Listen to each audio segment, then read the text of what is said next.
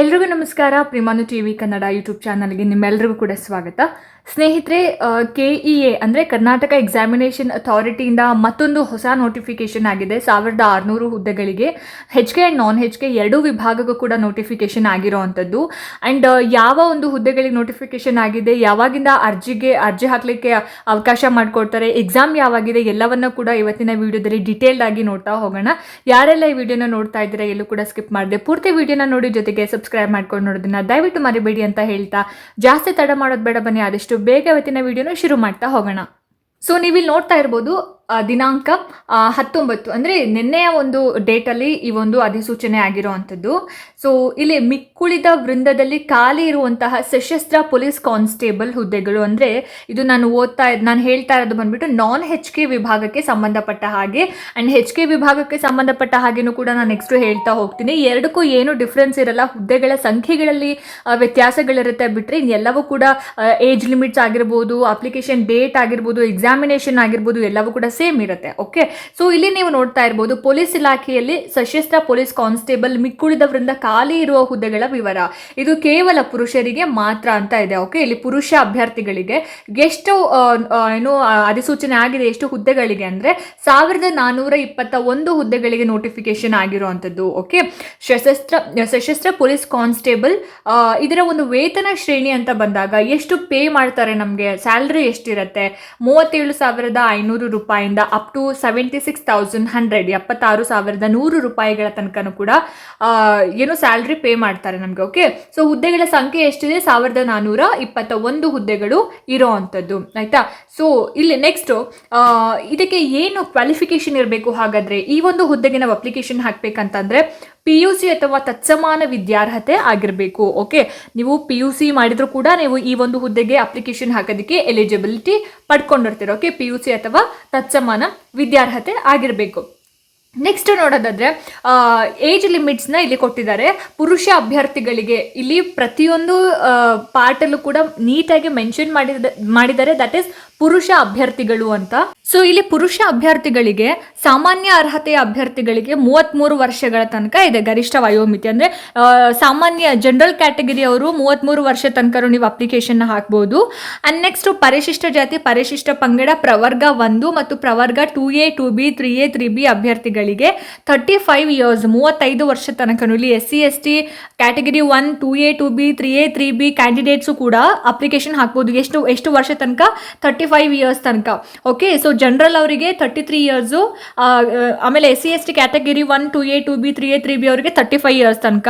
And ಕರ್ನಾಟಕದ ಅರಣ್ಯ ಪ್ರದೇಶಗಳಲ್ಲಿ ವಾಸ ಮಾಡ್ತಾ ಇರ್ತಕ್ಕಂತಹ ಬುಡಕಟ್ಟು ಅಭ್ಯರ್ಥಿಗಳಿಗೆ, ಓಕೆನಾ, ಬುಡಕಟ್ಟು ಅಭ್ಯರ್ಥಿಗಳಿಗೆ 38 ವರ್ಷಗಳ ಒಂದು ವಯೋಮಿತಿಯನ್ನು ನೀಡಿರೋವಂಥದ್ದು. ಏಜ್ 38 ಇಯರ್ಸ್ ತನಕ ಇರೋರು ಕೂಡ ಅಪ್ಲಿಕೇಶನ್ನ ಹಾಕ್ಬೋದು ಅಂತಕ್ಕಂಥದ್ದು.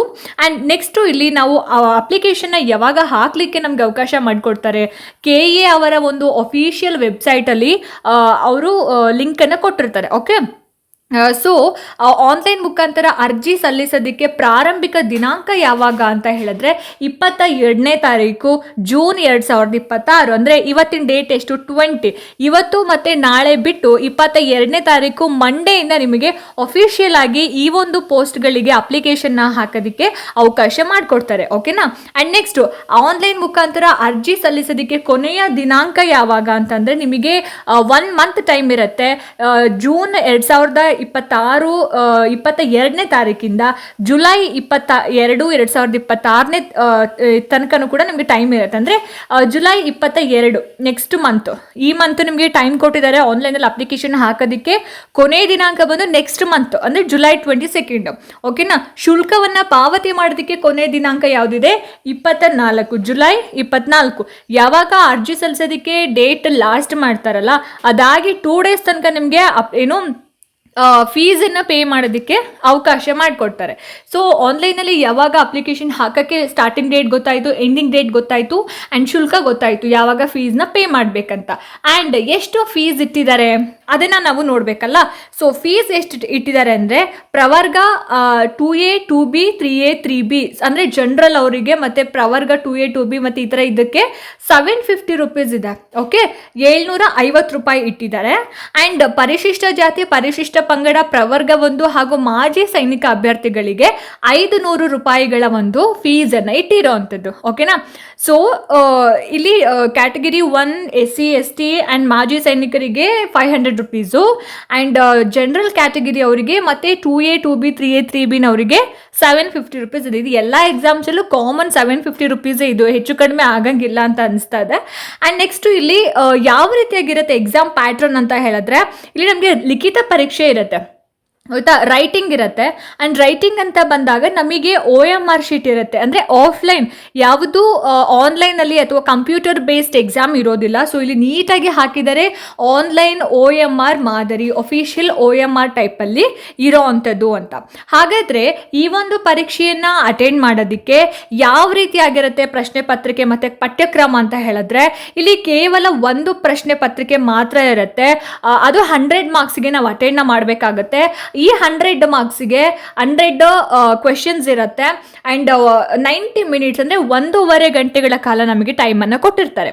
ಓಕೆ, ಒಂದೇ ಪೇಪರ್ ಅಟೆಂಡ್ ಮಾಡಲಿಕ್ಕೆ. ಅದು ರೈಟಿಂಗ್, ಅದು 1.5 ಅವರ್ ನಮಗೆ ಟೈಮ್ ಇರುತ್ತೆ. 100 ಪ್ರಶ್ನೆಗಳಿರುತ್ತೆ, 100 ಅಂಕಗಳು, ಅಂದರೆ ಒಂದೊಂದು ಪ್ರಶ್ನೆಗೆ ಒಂದೊಂದು ಅಂಕಗಳು. ಓಕೆನಾ. ಹಾಗಾದರೆ ಏನೇನೆಲ್ಲ ವಿಷಯಗಳಿರುತ್ತೆ ಓದೋದಕ್ಕೆ, ಸಾಮಾನ್ಯ ಜ್ಞಾನ ಇರುತ್ತೆ, ಅಂದರೆ ಜನರಲ್ ನಾಲೆಡ್ಜ್ ಇರುತ್ತೆ. ಆಮೇಲೆ ಸಾಮಾನ್ಯ ವಿಜ್ಞಾನ ಕೂಡ ಇರುತ್ತೆ, ಸೈನ್ಸ್ ಇರುತ್ತೆ, ಭೂಗೋಳ ಇರುತ್ತೆ, ಅಂದರೆ ಜಿಯೋಗ್ರಫಿ ಇರುತ್ತೆ, ಹಿಸ್ಟ್ರಿ ಇರುತ್ತೆ, ಇಂಡಿಯನ್ ಕಾನ್ಸ್ಟಿಟ್ಯೂಷನ್ ಇರುತ್ತೆ, ರಾಷ್ಟ್ರೀಯ ಸ್ವತಂತ್ರ ಚಳುವಳಿ, ಮಾನಸಿಕ ಸಾಮರ್ಥ್ಯ ಮತ್ತು ನೈತಿಕ ಶಿಕ್ಷಣ ಒಳಗೊಂಡ ಸಾಮಾನ್ಯ ಅಧ್ಯಯನ. ಲೈಕ್ PCಗೆ ಯಾವ ರೀತಿ ಇರುತ್ತೆ ನಿಮಗೆ ಸೇಮ್ ಅದೇ ಥರ ಇಲ್ಲೂ ಕೂಡ ಕೊಟ್ಟಿದ್ದಾರೆ ಆಯಿತಾ. ಅಂದರೆ ಜನರಲ್ ನಾಲೆಡ್ಜ್ ಇರುತ್ತೆ, history, economics, political science, geography, mental ability, current affairs ಎಲ್ಲವನ್ನು ಕೂಡ ಇನ್ಕ್ಲೂಡ್ ಆಗಿ ಒಂದು ಪೇಪರ್ ಇರುತ್ತೆ. ಓಕೆನಾ.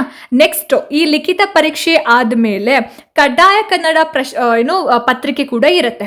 ಕಡ್ಡಾಯ ಕನ್ನಡ ಪತ್ರಿಕೆ ಯಾವಾಗ ಅಂತ ಹೇಳಿದ್ರೆ, ಇಲ್ಲಿ ನೋಡಿ, ಕಡ್ಡಾಯ ಕನ್ನಡ ಟಿಪ್ಪಣಿ B ಯಲ್ಲಿ ತಿಳಿಸಿರುವಂತೆ ಕಡ್ಡಾಯ ಕನ್ನಡ ಪರೀಕ್ಷೆಯಿಂದ ಅಂದರೆ ವಿನಾಯಿತಿ ಪಡೆದ ಅಭ್ಯರ್ಥಿಗಳಿಗೆ ಅಂತ. ಸೊ ಟೈಮ್ ಬಂದ್ಬಿಟ್ಟು ನೋಡಿ 6/9/2026 ಅಂದರೆ ಸೆಪ್ಟೆಂಬರ್ 6ನೇ ತಾರೀಕಿಗೆ ಎಕ್ಸಾಮ್ ಬೀಳುತ್ತೆ. ಟೈಮ್ ಬಂದ್ಬಿಟ್ಟು 10:30ಯಿಂದ 12:00 ತನಕ ಇರುತ್ತೆ. ಕಡ್ಡಾಯ ಕನ್ನಡ ನೆಕ್ಸ್ಟು ನಿಮಗೆ ತಿಳಿಸ್ತಾರೆ ಯಾವಾಗ ಕಡ್ಡಾಯ ಕನ್ನಡ ಪರೀಕ್ಷೆಯನ್ನು ಮಾಡ್ತಾರೆ ಅಂತ. ಆ್ಯಂಡ್ ಈ ಕಡ್ಡಾಯ ಕನ್ನಡ ಪರೀಕ್ಷೆ ಯಾರೆಲ್ಲ ಬರೀಬೇಕು ಅನ್ನೋದು ಕೂಡ ನಿಮಗೆ ಗೊತ್ತೇ ಇದೆ. ಅಂದರೆ 10th ತನಕ ಯಾರು ಫಸ್ಟ್ ಆ್ಯಂಡ್ ಸೆಕೆಂಡ್ ಲ್ಯಾಂಗ್ವೇಜ್ ಓದಿದಿರಿ ಅವರಿಗೆ ಕಡ್ಡಾಯ ಕನ್ನಡ ಪರೀಕ್ಷೆಯಿಂದ ವಿನಾಯಿತಿ ಇರುತ್ತೆ. ಆ್ಯಂಡ್ ಯಾರು ಆಲ್ರೆಡಿ ಕಡ್ಡಾಯ ಕನ್ನಡ ಪರೀಕ್ಷೆಯನ್ನು ಬರೆದು ಅದರಲ್ಲಿ ಪಾಸ್ ಆಗಿದ್ದೀರಿ ಅವರಿಗೂ ಕೂಡ ವಿನಾಯಿತಿ ಇರುತ್ತೆ. ಆ್ಯಂಡ್ ಎಸ್, KPSC ಆಗಿರ್ಬೋದು, KEA ಅವರು ಆಗಿರ್ಬೋದು, ಮಾಡಿದಂತಹ ಒಂದು ಪರೀಕ್ಷೆಯಲ್ಲಿ ಆಲ್ರೆಡಿ ಬರೆದು ಪಾಸ್ ಆಗಿದ್ರೆ ಅವರಿಗೆ ಕಡ್ಡಾಯ ಕನ್ನಡ ಪರೀಕ್ಷೆನ ಬರೀಲಿಕ್ಕಿಲ್ಲ. ಇನ್ನು ಉಳಿದವರೆಲ್ಲರೂ ಕೂಡ ಕಡ್ಡಾಯ ಕನ್ನಡ ಪರೀಕ್ಷೆಯನ್ನು ಬರೀಬೇಕಾಗತ್ತೆ. ಇನ್ನು ಫಿಸಿಕಲ್ ಸ್ಟ್ಯಾಂಡರ್ಡ್ ಟೆಸ್ಟ್ ಕೂಡ ಇರುತ್ತೆ. ಇದು ಯಾರಿಗೆ ಅಂತ ಹೇಳಿದ್ರೆ, ಲಿಖಿತ ಪರೀಕ್ಷೆಯಲ್ಲಿ 1:5 ಅನುಪಾತದಡಿ ಅರ್ಹಗೊಂಡ ಅಭ್ಯರ್ಥಿಗಳಿಗೆ ಈ ಒಂದು ದೇಹದಾಢ್ಯ ಪರೀಕ್ಷೆ ಇರುತ್ತೆ. ಓಕೆನಾ. So PST physical standard test ಅಂತ, ಆಮೇಲೆ ಫಿಸಿಕಲ್ ಎಂಡ್ಯೂರೆನ್ಸ್ ಟೆಸ್ಟ್ ಅಂತ ಕೂಡ ಮಾಡ್ತಾರೆ, PET. ಸೊ ಈ 2 ಎಕ್ಸಾಮ್ಗಳನ್ನ ಮಾಡ್ತಾರೆ. ಸೊ ದೇಹದಾಢ್ಯ ಪರೀಕ್ಷೆ ಅಂತ ಬಂದಾಗ ಪುರುಷ ಮತ್ತೆ ಮಾಜಿ ಸೈನಿಕ ಅಭ್ಯರ್ಥಿಗಳಿಗೆ ಕನಿಷ್ಠ ಎತ್ತರ ಎಷ್ಟಿರಬೇಕು, 168 ಸೆಂಟಿಮೀಟರ್ ಕನಿಷ್ಠ ಎತ್ತರ, ಅಂದ್ರೆ ಅಷ್ಟು ಹೈಟ್ ಇರಬೇಕು.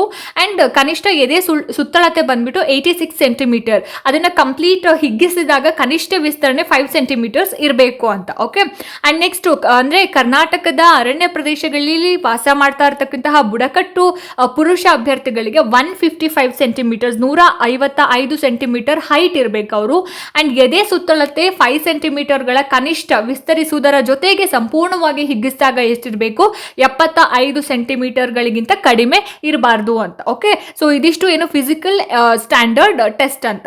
ಆ್ಯಂಡ್ ನೆಕ್ಸ್ಟ್ ದೈಹಿಕ ಸಹಿಷ್ಣುತಾ ಪರೀಕ್ಷೆ ಅಂತ ಬಂದಾಗ ನಿಮಗೆ ಏನೇನಿರುತ್ತೆ, ಲಾಂಗ್ ಜಂಪ್ ಅಥವಾ ಹೈ ಜಂಪ್ ಇರುತ್ತೆ, ಆ್ಯಂಡ್ ಶಾರ್ಟ್ ಪುಟ್ ಇರುತ್ತೆ. ಓಕೆ. ಸೊ ಪುರುಷ ಅಭ್ಯರ್ಥಿಗಳಿಗೆ 1600 ಮೀಟರ್ ಓಟ ಇರುತ್ತೆ. ನೀವು ಓಡಬೇಕಾಗುತ್ತೆ 1600 ಮೀಟರ್. ಎಷ್ಟು ನಿಮಿಷದಲ್ಲಿ?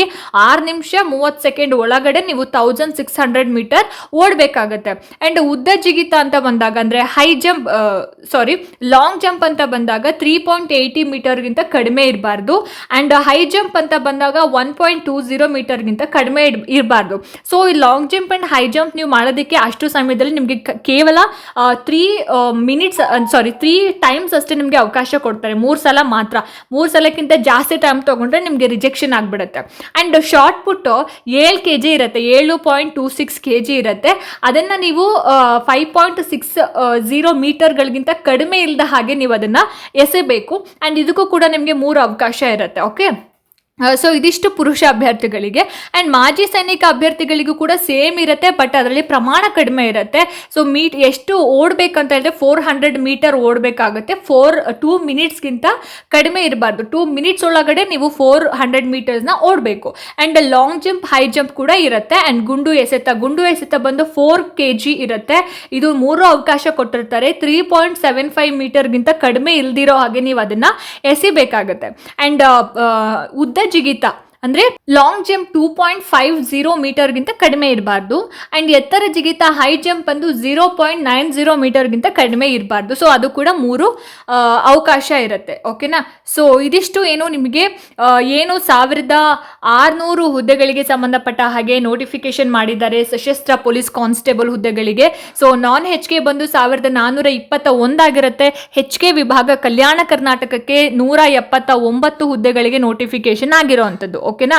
ಸೊ ಹೋಪ್ಫುಲ್ಲಿ ಈ ವಿಡಿಯೋ ನಿಮ್ಗೆ ಇಷ್ಟ ಆಗಿದೆ, ಅನುಕೂಲ ಆಗಿದೆ ಅಂತ ಭಾವಿಸ್ತೀನಿ. ಇಷ್ಟ ಆಯಿತು ಅಂತಂದರೆ ದಯವಿಟ್ಟು ಲೈಕ್ ಮಾಡಿ, ಶೇರ್ ಮಾಡಿ, ಹಾಗೆ ನಿಮ್ಮ ಅನಿಸಿಕೆ ಅಭಿಪ್ರಾಯಗಳೇನೇ ಇದ್ರೂ ಕೂಡ ನನಗೆ ಕಾಮೆಂಟ್ ಸೆಕ್ಷನಲ್ಲಿ ತಿಳಿಸಿ ಅಂತ ಹೇಳ್ತಾ, ಇದೇ ರೀತಿ ಹೆಚ್ಚಿನ ವೀಡಿಯೋಸ್ಗಳಿಗೋಸ್ಕರ ನಿರಂತರವಾಗಿ ನನ್ನ ಚಾನಲನ್ನು ನೋಡ್ತಾ ಇರಿ. ಮುಂದಿನ ವೀಡಿಯೋಸ್ಗಳಲ್ಲಿ ನಾನು ನಿಮಗೆ ಸಿಗ್ತೀನಿ. ಅಲ್ಲಿ ತನಕ ಎಲ್ರಿಗೂ ನಮಸ್ಕಾರ.